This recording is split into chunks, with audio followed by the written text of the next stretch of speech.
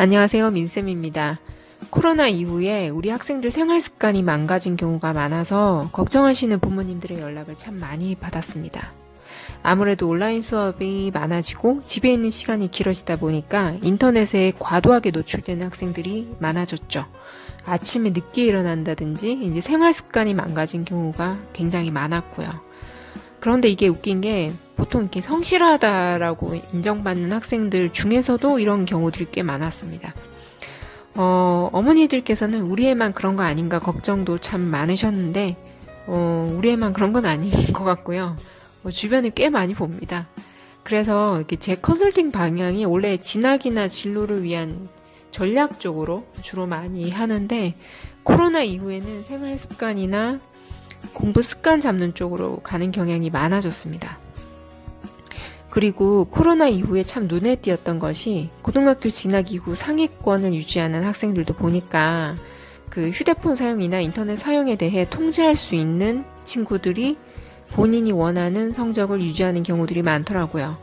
보통은 고등학교 진학 전에 선행을 얼마나 충분히 하고 심화 문제를 많이 다뤄봤는지, 얼마나 그런 소화력이 우수한지, 그리고 이제 공부도 재능이다 보니까 그런 학습머리, 이런 재능을 가지고 있는 그런 친구들이 보통 고등학교 가서 상위권을 유지하는 경우가 많았는데, 이번 코로나 이후 제가 겪으면서 느꼈던 건 이런 재능을 모두 가지고 있어도 결국 자기 생활 습관을 규칙적으로 통제하지 못하는 학생들은 평범한 일반고를 진학한다 하더라도 본인이 아무래도 준비를 잘 못해 가다 보니까 기대만큼은 잘 안 나오는 경우가 있더라고요.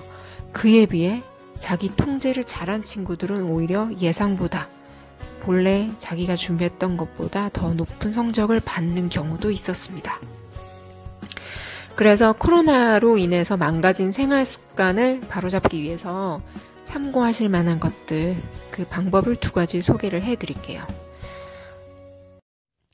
첫째는 생활 습관이 잘 잡힌 학생들은 보통 공부하는 장소와 휴식 장소가 구분되어 있습니다.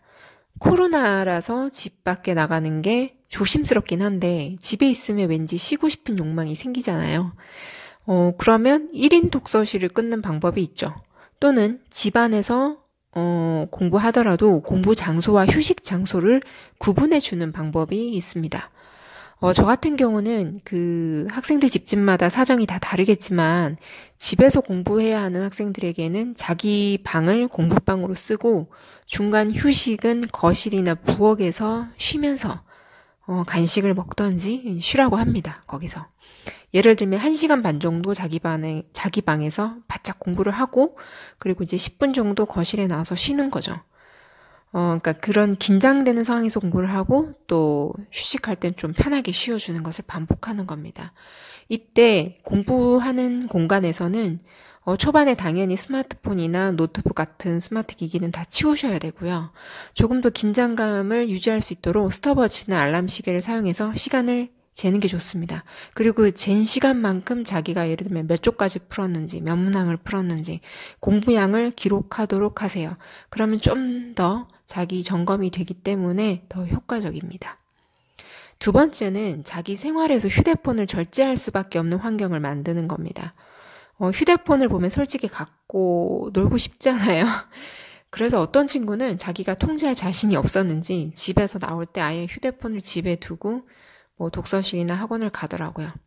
그럼 급한 연락은 어떻게 하냐? 학원이나 독서실에 전화하면 되는 거죠. 몇 시에 거기 있는지만 부모님께서 메모를 잘 해놓으시면 사실 별 문제가 없거든요.